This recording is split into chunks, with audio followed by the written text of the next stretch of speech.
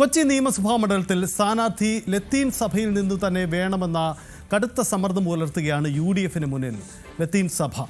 UDF നേതാക്കളുമായി സഭ ആശയവിനിമയം നടത്തിക്കഴിഞ്ഞു. ലത്തീൻ സഭയ്ക്ക് നിർണായക സ്വാധീനമുള്ള മണ്ഡലമാണ് കൊച്ചി എന്ന പ്രത്യേകതയുണ്ട്. 2021 കണക്ക് പ്രകാരം ആകെയുള്ള 1,80,000 പരം വോട്ടർമാരിൽ 94,000 പരവും ക്രിസ്ത്യൻ സമുദായാംഗങ്ങളാണ്. മുൻ MLA ഡൊമിനിക് പ്രസന്റേഷൻ, കൊച്ചി കോർപ്പറേഷന്റെ മുൻ പ്രതിപക്ഷ നേതാവ് ആന്റണി കുരീത്തറ, ഹെൻറി ഓസ്റ്റിൻ തുടങ്ങിയവരൊക്കെയാണ് സ്ഥാനാർത്ഥികളായി പരിഗണിക്കുന്നത് എന്ന സാഹചര്യം കൂടിയുണ്ട്. എന്താണ് കൊച്ചി മണ്ഡലം പറയുന്ന രാഷ്ട്രീയം എന്ന പ്രത്യേകത കൊണ്ട് നമുക്ക് വിശദമായി പരിശോധിക്കാം.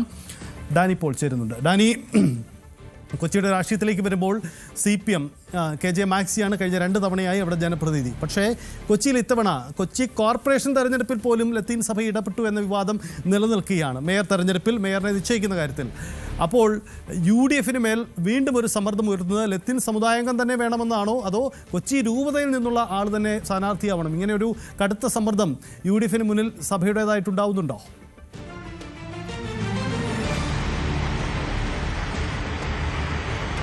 സജിത, കൊച്ചി മണ്ഡലത്തിൽ വളരെ വ്യക്തമായ മേധാവിത്വം ലത്തീൻ സഭയ്ക്കുണ്ട്.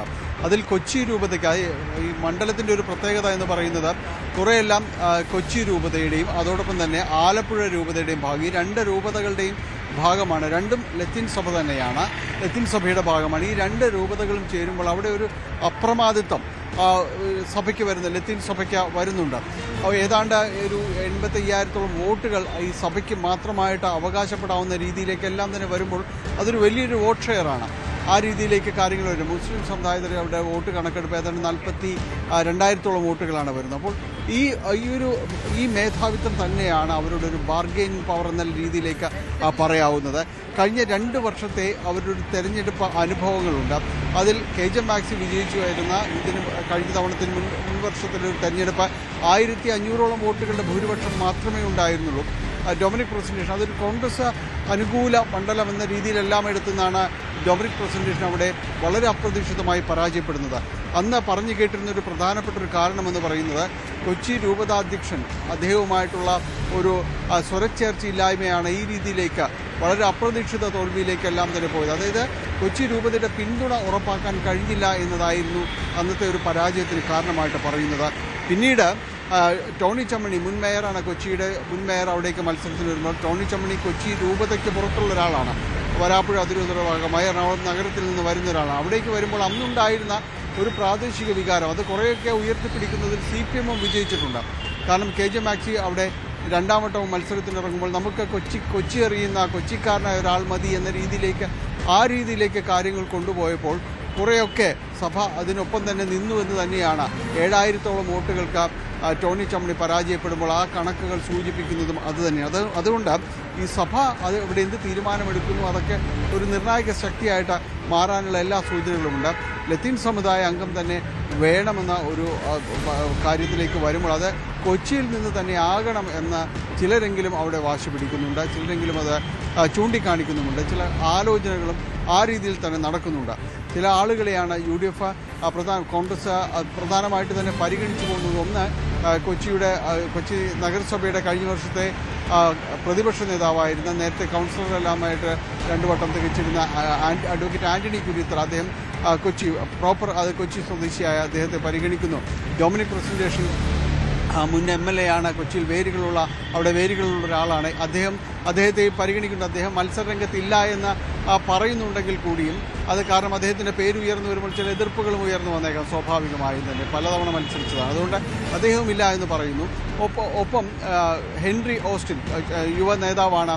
ഒപ്പം തന്നെയും 2 ടൈമിലായിട്ട് കൗൺസിലറാണ്. അദ്ദേഹം കൊച്ചി രൂപതയ്ക്ക് പുറത്താണെങ്കിലും കൊച്ചി മേഖലയിൽ വലിയ രീതിയിലുള്ള കുടുംബ ബന്ധങ്ങളും കുടുംബവേരുകളും ഒക്കെയുള്ള ഒരാൾ തന്നെയാണ്. അദ്ദേഹത്തിൻ്റെ പേര് അവിടെ പറയുന്നുണ്ട്. ഒപ്പം തന്നെയും ദീപ്തി മേരി വർഗീസിൻ്റെ പേര് കൂടി അവിടെ പരിഗണനയിലേക്ക് വരുന്നു എന്നാണ് പറയുന്നത്. പക്ഷേ എന്തു വന്നാലും അവിടെ കൊച്ചി രൂപത എന്ന് പറയുന്നത്, ലത്തീൻ സഭ എന്ന് പറയുന്നത് ഒരു നിർണായക സ്വാധീനം അവർക്ക് അവിടെയുണ്ട്. അവർ തീരുമാനിക്കുന്ന രീതിയിലേക്ക് കാര്യങ്ങൾ ഒരു പരിധിവരെയെങ്കിലും അവർക്ക് നിർണ്ണയിക്കാൻ കഴിയുന്നൊരവസ്ഥയാണ് അവിടെയുള്ളത്. അതുകൊണ്ട് സഭയുടെ കൂടി ഒരു കൺസേൺ സ്വാഭാവികമായും UDF അത് പരിഗണിക്കും എന്ന് തന്നെയാണ് പ്രതീക്ഷിക്കുന്നത്. പ്രത്യേകിച്ച് KJ മാക്സി തന്നെ വീണ്ടും അവിടെ മത്സരരംഗത്തേക്ക് വരികയാണ്.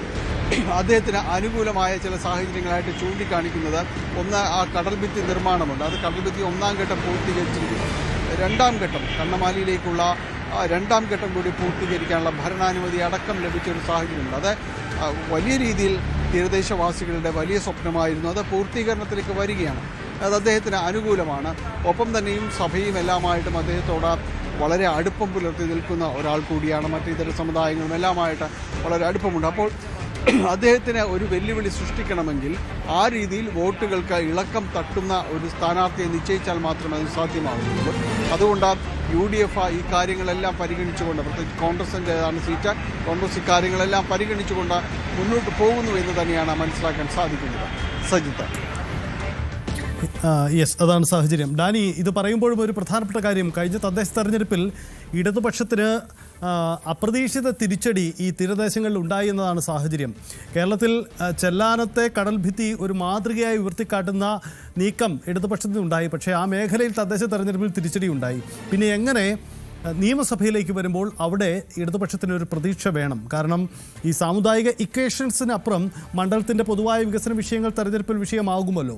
അപ്പോൾ ഇടതുപക്ഷത്തിന് ഇത്തവണ വെല്ലുവിളി ഉണ്ടാക്കാൻ സാധ്യതയുള്ള ഘടകം ഏതൊക്കെ, അതല്ലെങ്കിൽ അവരുടെ പ്രതീക്ഷ നൽകുന്ന ഘടകങ്ങൾ ഏതൊക്കെ?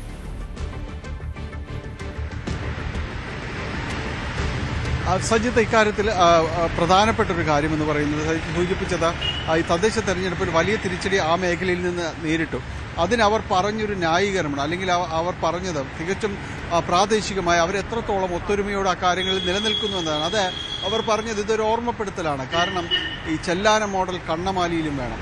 അതുകൊണ്ട് തന്നെ ഞങ്ങൾ ആ ജനതയ്ക്കൊപ്പം നിൽക്കുന്നു എന്നാണ് അവർ പറഞ്ഞത്. കടൽ ഭിത്തി ഇല്ലാത്ത അവരുടെ സമരങ്ങളിൽ ഞങ്ങൾ ഒപ്പം ചേർന്ന് നിൽക്കുന്നു എന്നതെല്ലാം തന്നെയാണ് അവർ ആ സമയത്ത് പറഞ്ഞത്. അതുകൊണ്ട് ഭരണാനുമതിയെല്ലാം വളരെ പെട്ടെന്നായിരുന്നു പിന്നീടുണ്ടായത്. കാരണം അത് ഒരു തിരിച്ചടിയാവാനുള്ള സാധ്യതകളെല്ലാം തന്നെ കണക്കിലെടുക്കുന്നു. ഒപ്പം തന്നെ സർക്കാർ പറയുന്നു ഇതിന് നടപടികളുമായി മുന്നോട്ട് പോവുകയായിരുന്നു, അല്പം കാലതാമസം നേരിട്ടു എന്ന് മാത്രമാണ്. അപ്പോൾ ഈ രീതിയിൽ പ്രാദേശിക വികാരം ശക്തമായൊരിടമാണ്. മാത്രവുമല്ല, ഈ പള്ളികൾക്ക് അവിടെ വ്യക്തമായ സ്വാധീനമുണ്ട്. അവിടെ ഈ ഇടവകകൾ കേന്ദ്രീകരിച്ച് അവരൊരു തീരുമാനങ്ങൾ എടുക്കുക, നടപ്പാക്കുക, ജനങ്ങളോട് പറയുക, ഇത്തരം കാര്യങ്ങളിലൊരു ആ രീതിയിലുള്ള ഒരു രാഷ്ട്രീയ പ്രവർത്തനം അവിടെയുണ്ട്. അതായത് ഈ തങ്ങളുടെ ആവശ്യമായ കാര്യങ്ങൾ എന്താണ് അത് നേടിയെടുക്കാൻ ഒരുമിച്ച് നിൽക്കുക എന്നതാണ് അവിടുത്തെ ഒരു രാഷ്ട്രീയം എന്ന് പറയുന്നത്. നമുക്ക് അറിയാം, കടലാക്രമണം പോലുള്ള സമയങ്ങളിലെല്ലാം തന്നെ അവർ ഒരുമിച്ച് നിന്നുകൊണ്ട് റോഡ് ഉപരോധിക്കാൻ ഇടവക വികാരിമാരും മറ്റെല്ലാവരും തന്നെ നേരിട്ട് നേതൃത്വം നൽകുന്നൊരവസ്ഥയുണ്ടായിരുന്നു.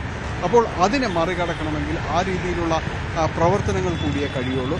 തദ്ദേശ തെരഞ്ഞെടുപ്പിൽ പറ്റിയത് എന്ത്, ആ പാളിച്ച എന്ത് എന്ന് കൃത്യമായി ഇടതുപക്ഷം തിരിച്ചറിയുന്നത് കൊണ്ട് തന്നെയാണ് ഇപ്പോൾ ബാക്കിയുള്ള ഇടങ്ങൾ കൂടി ഭരണാനുമതി കടൽഭിത്തിക്ക് നേടിക്കൊടുക്കുകയും ആ രീതിയിൽ അവരെ പറഞ്ഞ് വിശ്വസിപ്പിക്കാനെല്ലാം തന്നെ ശ്രമിക്കുകയും ചെയ്യുന്നു. അതുകൊണ്ട് ഇടതുപക്ഷത്തിന് കുറച്ചുകൂടി കാര്യങ്ങൾ അവിടെ ഒരു അനുകൂലമാണ് എന്ന് അവർ കരുതുന്നു. കാരണം തദ്ദേശ തെരഞ്ഞെടുപ്പിൽ തങ്ങൾക്കേറ്റ പരാജയം ഒരു പാഠമാക്കിക്കൊണ്ട് തന്നെയാണ് അവർ മുന്നോട്ട് പോവുകയും ചെയ്യുന്നത്. ഒന്നുകൂടി സഹിത്ത് കഴിഞ്ഞ തവണ പരാജയപ്പെടാനുള്ളൊരു വലിയ കാരണമുണ്ടായിരുന്നത് 2020 സ്ഥാനാർത്ഥി അവിടെ ഉണ്ടായിരുന്നു. അവർ ഏതാണ്ട് 20,000-ഓളം വോട്ടുകൾ അവിടെ പിടിക്കുകയും എല്ലാം ചെയ്തൊരു സാഹചര്യമുണ്ട്.